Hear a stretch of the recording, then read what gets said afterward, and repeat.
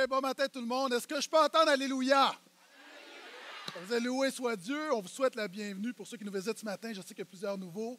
Je me nomme Gaétan, c'est moi le pasteur principal. Et ce matin, vraiment, le focus de la matinée, c'est les baptêmes d'eau. Nous avons 32 baptêmes ce matin. Oui.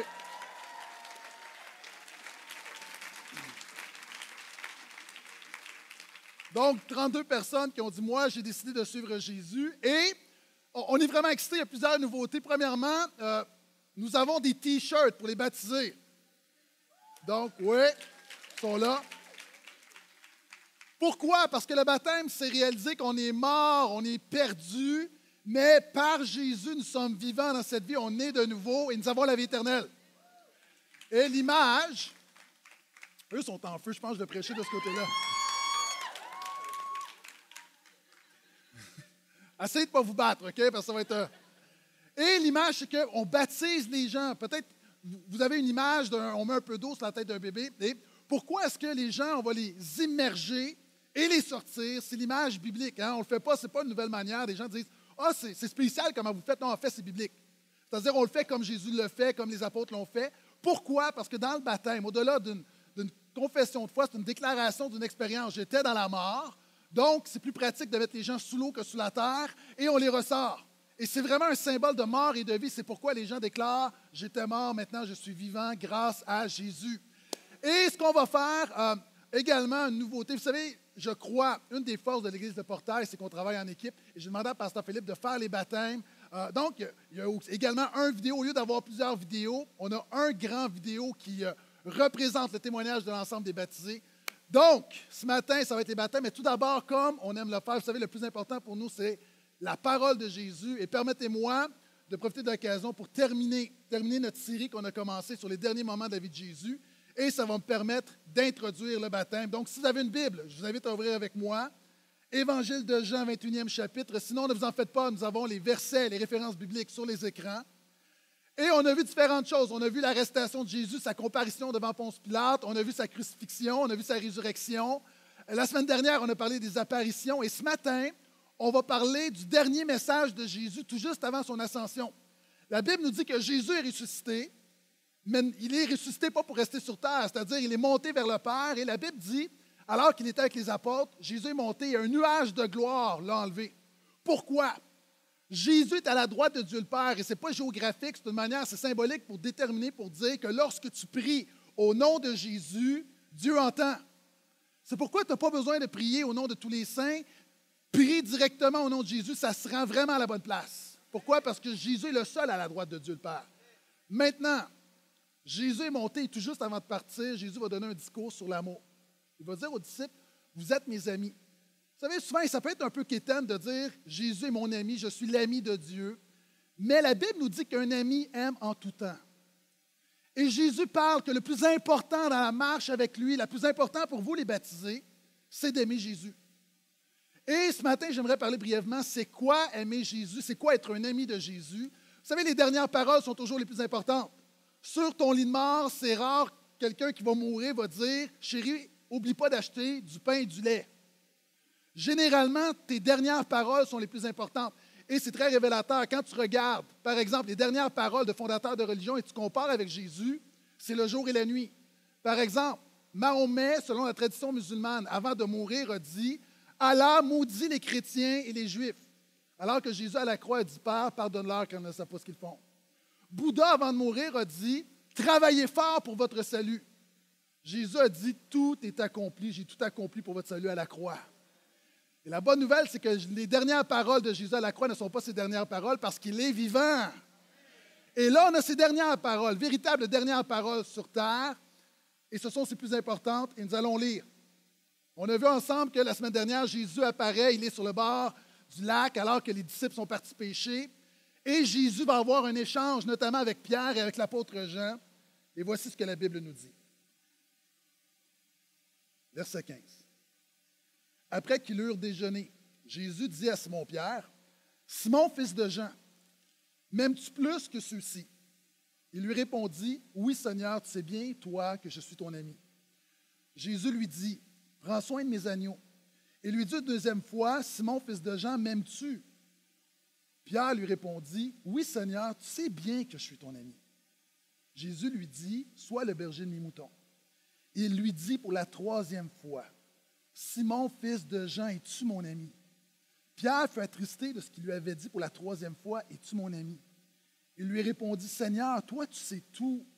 Tu sais bien, toi, que je suis ton ami. » Jésus lui dit, « Prends soin de mes moutons. » Première chose, il faut réaliser quand on regarde le texte, et ça, c'est notre pasteur de jeunesse qui me dit, sachant que je pressais sur le texte, il me dit, Pasteur Gaétan, est-ce que tu réalises, Jésus dit à Pierre, m'aimes-tu? Mais en fait, la première question en tant qu'humain qu'on se pose, c'est, toi, Jésus, est-ce que tu m'aimes? Et je trouve que même si tu es un pasteur de jeunesse, tu as des bonnes idées des fois. Tous ceux qui aiment les pasteurs de jeunesse disent Amen. Amen. Maintenant, notre réflexe en tant qu'humain, vous savez, Pierre a renié le Seigneur 3 fois. Pierre a lâché Jésus. Pierre est indigne. Et Pierre se retrouve face à face avec Jésus. Et si moi, j'étais l'apôtre Pierre, la question la plus importante, ce n'est pas est-ce que moi j'aime Jésus, c'est Jésus, est-ce que tu m'aimes? Mais Pierre ne pose pas la question. Pourquoi? Parce que Pierre a beaucoup de défauts, mais Pierre sait que Jésus l'aime quand même. Et le premier point pour aimer Jésus, c'est savoir qu'on est aimé par Jésus. Jésus, souvent les gens disent, je doute que Dieu m'aime, j'aimerais que Dieu me prouve son amour. Dieu te l'a prouvé, il a envoyé son Fils unique mourir à la croix pour toi. Son Fils unique, non pas que c'est son Fils préféré, non pas qu'il l'a engendré, simplement pour dire que Dieu s'est fait chair, lui qui était parfait, pur, il est mort à la croix, afin que toi qui es pécheur, qu'il y ait un échange, la colère de Dieu est tombée sur lui, le jugement est tombé sur lui, et quand tu mets ta foi dans l'œuvre de Jésus, tu es pardonné, réconcilié avec Dieu, tu as la vie éternelle. Maintenant, le problème, c'est que souvent, on utilise des mots, mais on perd la force des mots. Par exemple, tu es dans le trafic et tu dis, c'est l'enfer. Mon ami, ça, c'est pas l'enfer. L'enfer, c'est un endroit où tu es séparé de Dieu pour l'éternité. Puis c'est tellement un endroit horrible que Dieu ne veut pas que tu passes l'éternité en enfer. C'est pourquoi il a envoyé son Fils. Les gens disent, oui, mais Dieu est amour, il n'enverra personne en enfer. S'il a envoyé son Fils, c'est que c'était tellement important que tu dois passer par son Fils. Les gens, souvent, les mots, on dit, par exemple, j'adore. J'adore mon chien et j'adore Jésus. L'importance des mots. Et pourquoi je dis ça? C'est qu'on arrive avec M et on aime toutes sortes de choses. On aime le lait au chocolat et on aime Jésus. Et ici, Jésus est en train de nous enseigner que l'amour biblique n'est pas l'amour comme on peut penser. Vous savez, dans notre culture, on est programmé avec l'amour. Quand tu entends, tu regardes la télévision, tu regardes des films, tu écoutes des chansons, « Come on baby, I love you », ce qu'on est en train de dire, généralement quand on dit « je t'aime » dans notre culture, c'est on dit à la personne « tu me rends heureux ». Je t'aime, tu me rends heureux. Alors que bibliquement et dans la vraie vie, aimer quelqu'un, ce n'est pas que l'autre me rend heureux, c'est que je veux rendre l'autre heureux. Aimer Jésus, ce n'est pas est-ce que Jésus est bon pour moi, pour voir mes besoins, c'est vivre à la gloire, pour la gloire de Jésus. Dans mon mariage, ma femme, elle est merveilleuse, mais elle ne peut pas répondre à tous mes besoins, et je réalise en tant qu'homme que je ne peux pas la rendre continuellement heureuse. L'amour, c'est quoi? Ce n'est pas que ma femme me rend heureuse, c'est de faire en sorte que je rende ma femme heureuse. Maintenant, la réalité, c'est la même chose. Aimer Jésus, on doit comprendre que Jésus nous a aimés le premier. Et ça se manifeste. Vous savez, j'aimerais qu'on me présente une photo. Alors que j'étais jeune et beau, moi, je suis sur la photo, je suis à gauche, OK? Je ne suis pas à droite, là, tout en blanc, là, c'est pas moi.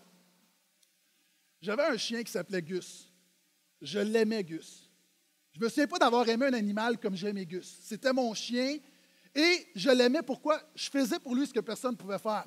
Lorsque je sortais et que mon chien faisait ses besoins, et là, je ne veux pas être dégueulasse ce matin, mais c'est la vraie vie, j'avais un mouchoir et je ramassais. Et le problème, souvent de fois, je me rappelle l'hiver, c'était tout chaud. Et souvent, ça passait au travers. Et là, je faisais comme tout enfant de 8 ans fait.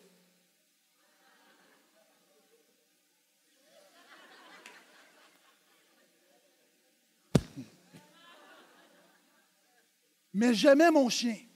Pour ramasser le caca d'un être, tu dois l'aimer. Maintenant, vous dites, oui, mais ce pasteur, tu n'es plus biblique, là. Écoute-moi bien. Jésus est mort à la croix pour porter ton péché, et ça, c'est pire que n'importe quoi. Et souvent, on voit la croix de manière poétique, Jésus meurt à la croix pour nos péchés. Non, c'est la pire chose, c'est la chose la plus horrible, la plus dégueulasse qui soit, mais par amour pour toi, il a nettoyé ton péché. Et si moi, en tant qu'être humain, dans toute ma noblesse, je suis prêt, par amour pour un animal, pour un chien, à faire ce que j'ai fait, à plus forte raison, Jésus qui est Dieu le fait pour l'humanité, pour ta vie. Et la première chose, c'est de réaliser, alors qu'on parle d'aimer Jésus ce matin, la première chose, c'est de savoir qu'on est aimé par Jésus. C'est la première étape. D'ailleurs, la Bible dit, écoute-moi bien, je ne vais pas lire beaucoup de versets ce matin, mais celui-là est très important. Premièrement, Dieu est amour. Dieu n'a pas de l'amour, Dieu est amour. L'amour de Dieu a été manifesté envers nous en ce que Dieu a envoyé son Fils unique dans le monde afin que nous vivions par lui. Et cet amour consiste non point en ce que nous avons aimé Dieu, mais en ce qu'il nous a aimés et qu'il a envoyé son Fils comme victime expiatoire pour nos péchés, nettoyer notre péché. Nous l'aimons parce qu'il nous a aimés le premier. Tu veux aimer Jésus, réalise qu'il t'a aimé le premier. Réalise que Jésus t'a aimé le premier. C'est un peu comme, moi, mes enfants, j'ai vécu cette expérience à 2-3 reprises. Tous les parents l'ont vécu. Je me souviens, un jour, je change la couche de ma fille. Donc, on reste dans la même thématique. Et je prends ma fille, et là, ma fille me regarde. Elle a à peu près 6 mois. Et là, je vois plein d'amour dans ses yeux. Vous savez, quand les bébés débordent d'amour, et là, elle me prend et elle me mord. Est-ce que vous avez déjà vécu ça? Tu sais, quand le bébé a trop d'amour pour toi, là, il ne sait pas comment le manifester, il te mord. Maintenant, là, elle a appris 2 choses. Okay? Elle a appris que papa l'aimait, mais en même temps, elle a appris c'était quoi la discipline. Et ça, c'est autre chose. Mais en même temps, tu es comme, ouch, mais c'est tellement mignon d'avoir un bébé qui est juste, il y a trop d'amour. Un bébé ne réfléchit pas. Mon enfant n'a pas dit, oh, cet être même, je vais l'aimer en retour de manière stratégique afin d'établir une relation solide. L'enfant, c'est juste spontané. Pourquoi? Parce qu'elle se savait aimer, elle aime en retour. Un chrétien, c'est ça, tu te sais aimer, tu aimes en retour. Simplement, tu aimes en retour. Deuxièmement, Jésus lui dit, m'aimes-tu plus que ceux-ci? Deuxièmement, aimer Jésus, c'est la seule question pour Jésus. L'apôtre Pierre a renié Jésus, mais l'apôtre Pierre était toujours, et regardez, Jésus lui dit, est-ce que tu m'aimes plus? L'apôtre Pierre, c'était toujours le numéro 1. L'apôtre Pierre est celui qui était le plus convaincu. Il va dire à Jésus, tu es le Fils, le Christ, le Fils du Dieu vivant. L'apôtre Pierre est celui qui est le plus zélé. C'est le plus spirituel, l'apôtre Pierre. À un moment donné, Jésus manifeste sa gloire. Il y a Élie et Moïse. Et l'apôtre Pierre va dire, oh, qu'il est bon d'être dans la gloire de Dieu. Dressons une tente. Alléluia. Tu sais, c'est hyper spirituel. Tu sais, c'est un homme très spirituel, un homme très zélé, un homme qui va marcher sur l'eau pour rejoindre Jésus, un homme courageux qui va couper l'oreille d'un garde. C'est un homme vraiment qui est intense dans tous les domaines, mais Jésus ne lui demande pas. Est-ce que tu es courageux? Est-ce que tu as la foi? Est-ce que tu vas à l'Église? Est-ce que tu as été baptisé? Est-ce que tu es catholique, évangélique, protestant, témoin de Jéhovah? Est-ce que tu es ci? Est-ce que tu es ça? Est-ce que tu as une religion? Est-ce que tu fais ci? Est-ce que tu pries? Est-ce que tu m'aimes? Et dans les choses que j'ai mentionnées, je ne dis pas que c'est tout du christianisme. Je mentionne simplement que souvent de fois, on se pose la question, c'est quoi qui est important? Et pour Jésus, le plus important, ce n'est pas est-ce que tu vas à l'Église, bien que c'est important. Ce n'est pas est-ce que tu fais tes prières, est-ce que tu as levé la main, est-ce que tu as fait la prière de repentance. La question que je te pose ce matin, est-ce que tu aimes Jésus? C'est tout. Est-ce que tu aimes Jésus? C'est la seule question. Et regardez, Pierre va dire, ben oui Seigneur, tu sais que je t'aime. Il lui dit, prends soin de mes agneaux, prends soin de mes brebis. Aimer Jésus, c'est aimer ce qu'aime Jésus. Les gens disent, moi j'aime Jésus, mais tu n'aimes pas ce qu'aime Jésus. Et tu aimes ce que déteste Jésus. L'amour, c'est quand tu aimes ce que l'autre aime. L'amour, c'est quand ma femme écoute le hockey avec moi. Ma femme n'aime pas le hockey, c'est de l'amour. Et quand moi, j'écoute une émission de décoration à Canal Vie, ça, c'est de l'amour. Sérieux, j'ai aucun plaisir, mais par amour pour elle. Vous savez, ma femme, elle disait, on va aller manger au restaurant, on va aller chez Bière et compagnie. Ma femme ne boit pas de bière. Elle n'aime pas la bière. Mais elle vient dans un restaurant de bière, spécialisé dans la bière, par amour. Moi, je vais manger dans un restaurant thaï et je me tape des légumes toute la soirée par amour pour elle. On discute, on est vendredi, on jase, et là, je lui raconte que dans la journée, je me suis acheté un livre, où c'est un livre où tu as plein de listes de livres qui commentent des commentaires bibliques. Fait que c'est 200 pages où tu as juste des titres de livres. Je dis, oh, je suis excité. Là, il y a juste un prof dans l'Ancien Testament qui est tout... J'ai des émotions juste de vous en parler. Ma femme m'écoute pendant 15 minutes et elle semble intéressée. Ma femme n'aime pas lire. En plus, l'anglais. Et là, après ça, elle commence à me parler de ses fleurs. Elle n'est pas là, mais c'est des fleurs, c'est plate, là. Mais je l'écoute et j'aime ça parce qu'elle aime ça et je l'aime. La Bible nous dit qu'aimer quelqu'un, c'est aimer ce que la personne aime. Et Jésus dit, aime mes brebis. Pourquoi? Le plus important pour Jésus, il a pris soin de ses brebis, il a pris soin des croyants, puis il dit, dans ce cas-là, si tu m'aimes, tu vas aimer ce que j'aime. Parenthèse, il y a des gens qui sont ici, puis souvent il y a des gens qui disent, moi j'aime Jésus, mais je n'aime pas l'Église. Je ne parle pas de notre Église, je parle de l'Église en général. Il y a des hypocrites dans l'Église. Tu ne peux pas aimer Jésus et ne pas aimer l'Église parce que la Bible nous dit que Jésus a aimé l'Église et s'est livré pour elle. Moi, là, je suis très déçu des chauffeurs du dimanche, je suis très déçu sur la route, des gens qui me font des doigts d'honneur, des gens qui ont de la rage au volant, des gens qui me coupent. Je suis très déçu, mais je continue d'utiliser la route quand même. Pourquoi? Parce que je ne le fais pas pour eux, je le fais pour moi et je sais que c'est une minorité de conducteurs qui sont comme ça, la majorité ont de l'allure. Je pense que dans l'Église, tu peux avoir été déçu, mais premièrement, tu le fais pour toi, pour adorer Dieu. Et moi, je crois que même s'il y a des tout croches dans toutes les églises, je crois que la majorité des chrétiens, c'est du monde qui veulent ton bien et qui sont là pour toi.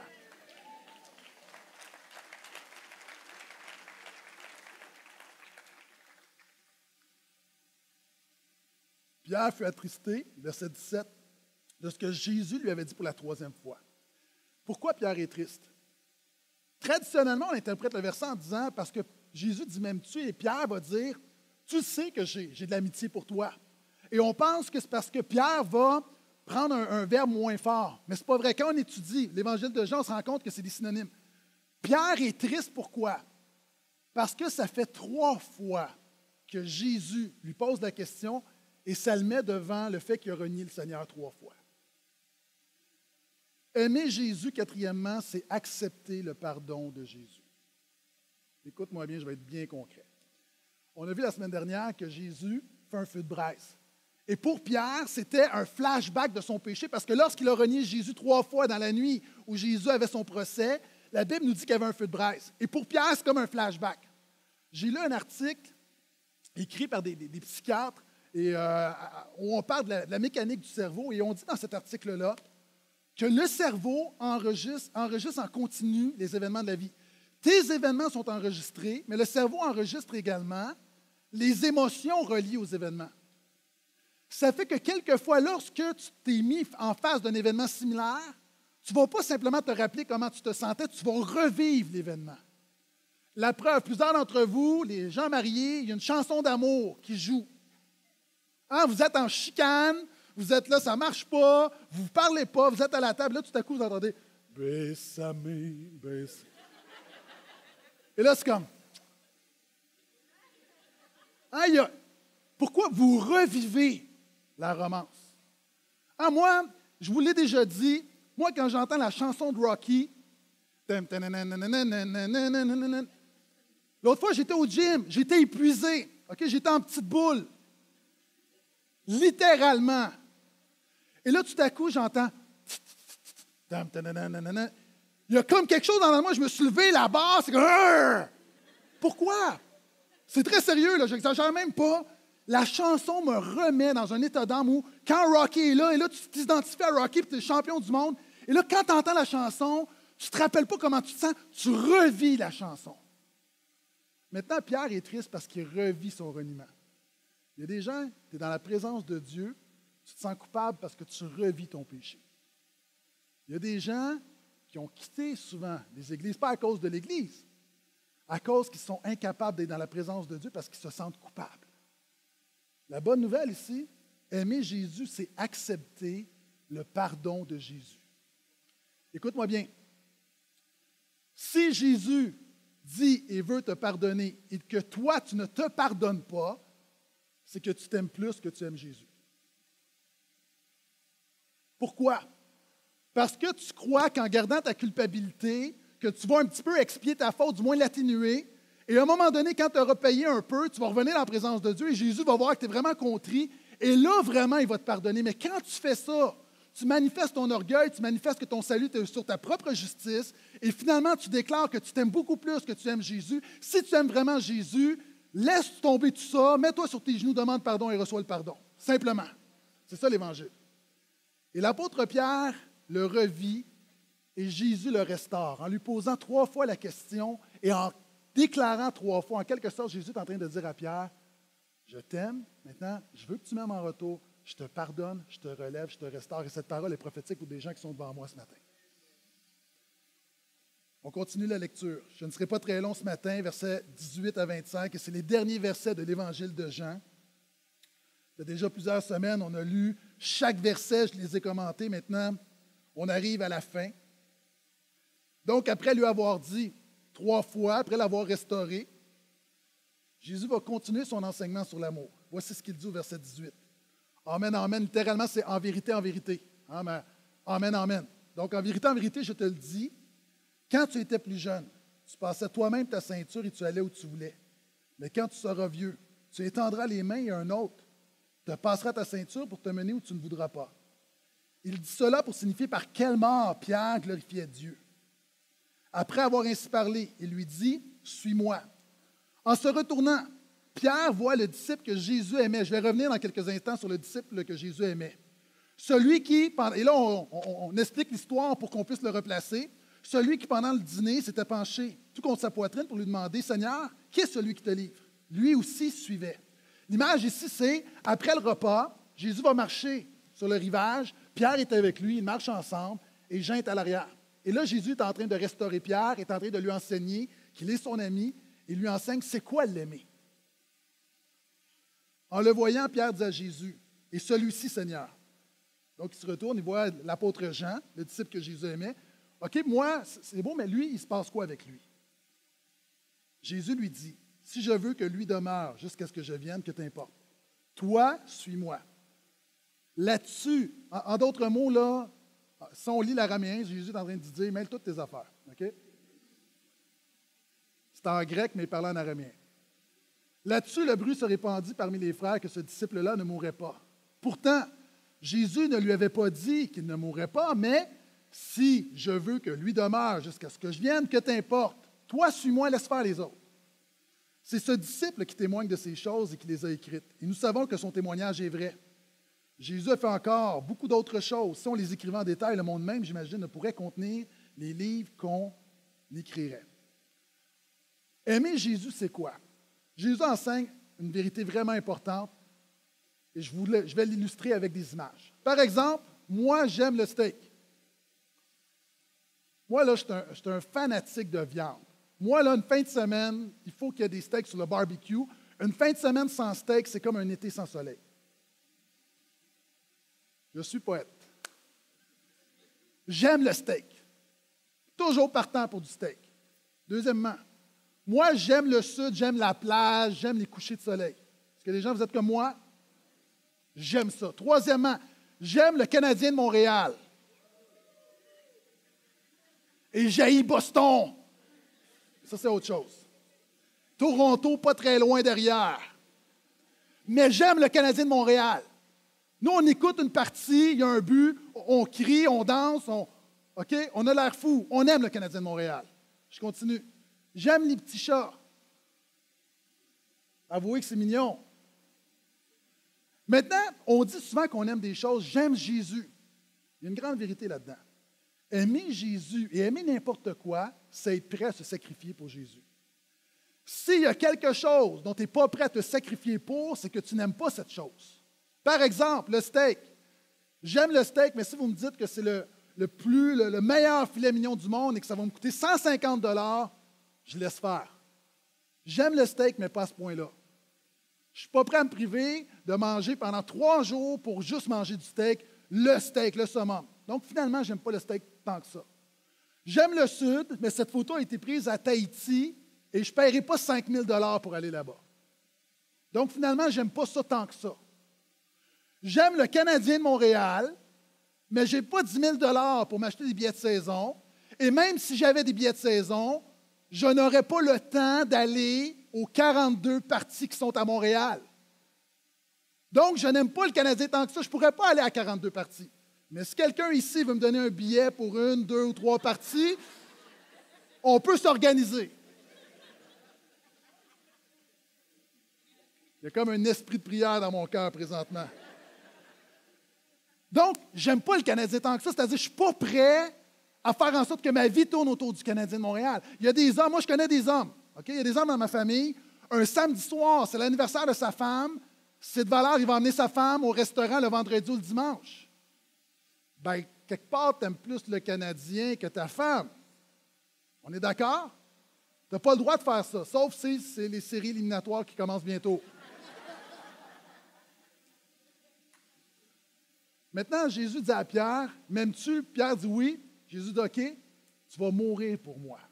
Ça, c'est de l'amour. Et la tradition nous dit que Pierre a été, là, on a crucifié Pierre, Pierre qui est un leader de l'Église, et lorsqu'on est venu pour le crucifier, l'apôtre Pierre aurait dit, je ne suis pas digne de mourir comme mon Seigneur, crucifiez-moi la tête en bas. Une crucifixion, la tête en bas. Si tu aimes quelque chose, tu dois te sacrifier pour cette chose. Permettez-moi de faire une parenthèse. D'ailleurs, la Bible nous dit que Jésus a aimé l'Église, s'est livré pour l'Église, et c'est l'image des maris. Hein, il dit aux maris, encore, livrez-vous pour votre femme, c'est-à-dire sacrifie-toi pour ta femme. Si tu ne te sacrifies pas pour ta femme, tu n'aimes pas ta femme. Parenthèse, la semaine prochaine, je commence une série qui va aller jusqu'à la fin du mois de juin qui se nomme famille, non pas dysfonctionnelle, parce qu'on croit que par la grâce de Dieu, le 10 peut être effacé, une famille fonctionnelle. Où je vais parler non seulement de dimension de couple, je vais parler des enfants, on va parler de discipline, on va parler de la vie familiale en général, ça va être pour tout le monde, même des gens, vous vivez seuls. On va parler pendant 2 mois de dimension familiale, ça va être très concret, très biblique, mais la semaine prochaine, et ce point-là, c'est justement, souvent de fois, les problèmes dans nos familles, c'est qu'on n'est pas prêt à se sacrifier pour la famille. Est-ce que vous êtes toujours là? Je continue. Jésus lui dit, suis-moi. Aimer Jésus, c'est suivre Jésus. Tu peux suivre la mode, tu peux suivre les tendances, tu peux suivre les conseils, tu peux suivre un cours, tu peux suivre une formation, tu peux suivre une psychothérapie. Ce qui m'importe, est-ce que tu suis Jésus? Et tout à l'heure, j'étais touché dans la louange de voir, quand on a commencé à chanter, Jésus, je te suivrai. Alors que dans un monde où on dit que les gens n'ont pas la foi de voir des centaines de personnes déclarer avec force, Jésus, je te suivrai, ça touchait mon cœur et je crois que c'est vraiment un témoignage pour notre culture. Et merci pour les 2 personnes qui ont dit Amen. Est-ce que je pourrais en avoir au moins 40? J'ai presque terminé. Aimer Jésus, c'est témoigner de l'amour de Jésus. L'apôtre Pierre parle, il dit, voici le disciple que Jésus aimait. Il le regarde, et la Bible nous dit que ce disciple-là, c'est lui qui témoigne de ces choses. Et son témoignage est vrai. Aimer Jésus, c'est témoigner de l'amour de Jésus. Et là, permets-moi de t'expliquer quelque chose. J'en ai pas parlé jusqu'à maintenant. Le disciple que Jésus aimait, ces gens qui écrivent son évangile, ils se donnent ce nom-là. On voit ça et on trouve ça normal, mais on va être d'accord, là, c'est un peu bizarre. Quand tu rencontres quelqu'un, tu s'en vas, tu dis bonjour, je m'appelle Gaétan, ou tu peux m'appeler le disciple que Jésus aimait. C'est un peu bizarre. Mais il faut comprendre que l'évangile de Jean a été écrit 30 ans après les 3 autres évangiles, Matthieu, Marc, Luc, Jean. Et quand tu regardes le personnage de Jean, l'apôtre Jean, dans les évangiles qui ont été écrits 30 ans avant, tu te rends compte que Jean, c'est un drôle de moineau, c'est un tout croche. Jean, on le voit comme le disciple que Jésus aimait, mais regardez bien, quand vous lisez Jean, Jean, là, c'est un mauvais chrétien. À un moment donné, Jean vient voir Jésus, il dit, « Hey, Jésus, tu vas me donner une médaille, là, parce qu'il y a un gars qui priait, qui chassait des démons, mais étant donné qu'il n'est pas avec nous, je l'ai arrêté. » Quand même, moi, je fais l'œuvre de Dieu. Ah, le gars est en train de prier, puis il dit, « Hey, c'est nous qui avons le monopole, arrête! » Il dit, « Oui, mais je prie pour la délivrance, je prie pour le bénin. » Il dit, « Hey, arrête, là, tu n'es pas avec nous. » Ça, c'est Jean, le disciple que Jésus aimait. C'est quelqu'un qui arrive dans un endroit où les gens ne reçoivent pas la parole de Jésus. Ils se font mettre à la porte du village. Et cet homme-là, plein de grâce et de compassion, vient voir Jésus et dit, « Jésus, j'ai une autre idée. On va faire descendre le feu du ciel. » Ça, on en a toujours un comme ça dans l'équipe.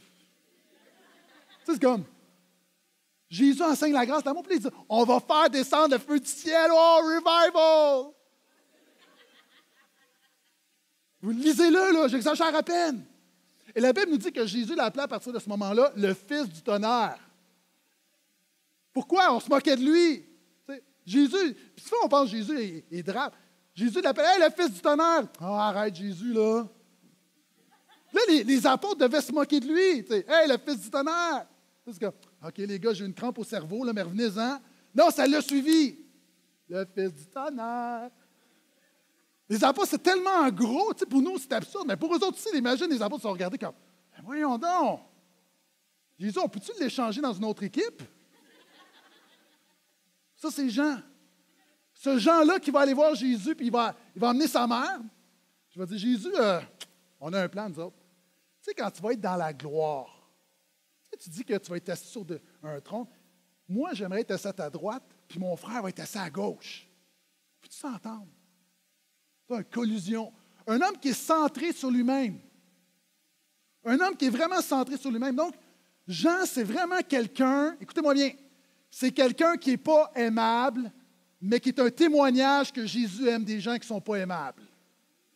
Puis il y a des gens, tu es ici ce matin, puis il y a plein de choses dans ta vie qui ne sont pas aimables. La bonne nouvelle, c'est que Jésus est venu aimer des gens qui ne sont pas aimables. Puis s'il y a quelqu'un, je sais, moi là, je devine comment tu penses, il y a des gens qui disent, moi je ne suis pas super, je suis quand même assez aimable. Continue à réfléchir parce que tu n'as rien compris. Tu n'as rien compris, tu t'appuies sur ta propre justice, mais quand on s'analyse honnêtement, tout le monde ici, il y a des éléments qui ne sont pas aimables dans nos vies. Et présentement, ce qui est à la mode au niveau du marketing, c'est de parler du best you. On a des images. Sois le meilleur toi-même. Hein, puis là, c'est plein de revues, des livres. Be the best you. Tu sais, sois le meilleur toi. Toi, là, ton meilleur toi, généreux. OK, ta meilleure journée, du meilleur mois, de la meilleure année de ta vie, là, où tu es vraiment la meilleure personne que tu peux être. Généreuse, spirituelle, consacrée, parfaite, qui ne pêche pas. Même là, quand tu es à ton meilleur, tu es encore trop court, tu es encore en bas de la gloire de Dieu parce que tu es pécheur et tu es privé de la gloire de Dieu. Et quelqu'un vraiment qui vit quelque chose avec Jésus, qui réalise ton état, tu réalises qu'il t'en manque un méchant bout, puis au lieu d'essayer de sauter par toi-même, par tes œuvres, en disant « je suis une bonne personne, je vais y arriver, je vais y arriver, je vais y arriver par mes efforts », tu fais juste dire « Jésus, je ne suis pas capable, je suis pécheur, viens à moi ». Et j'ai besoin, non pas de me rendre aimable, j'ai besoin, je réalise que je ne suis pas aimable, j'ai besoin de ton pardon, et je te dis merci pour la grâce, par le fait que tu aimes des gens qui ne sont pas aimables.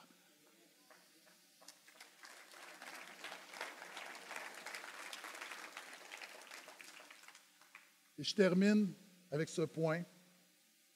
Jésus a fait encore beaucoup d'autres choses. Sont les écrivains en détail, le monde même, j'imagine, ne pourrait contenir les livres qu'on écrirait. Aimer Jésus, c'est être un contenant pour Jésus. L'apôtre dit, Jésus a fait tellement de choses, je vous en ai raconté un petit peu, mais il y en a tellement que sont les écrivains en détail. Le monde entier ne pourrait pas contenir les livres. Jésus ne peut pas être contenu dans les livres du monde. Pourquoi Jésus ne veut pas être contenu dans des livres? Jésus veut être contenu dans des vies.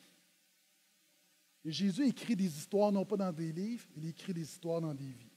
Jésus ajoute un nouveau chapitre à des gens qui vont se faire baptiser, non pas dans des livres, dans des vraies vies. Quelqu'un a dit, nous sommes des livres, la majorité des gens ne voient que la couverture, quelques-uns vont lire le résumé, d'autres vont se fier à la critique que d'autres en font, mais personne ne connaît la véritable histoire, sauf Jésus. Il y a des histoires ici, vous avez des histoires, peu importe où tu es, tout le monde ici a une histoire. Et moi, je te prie juste, pendant que les gens vont se faire baptiser, que tu vas voir les vidéos, juste d'ouvrir ton cœur et de permettre à Jésus d'écrire un nouveau chapitre dans ta vie. Amen.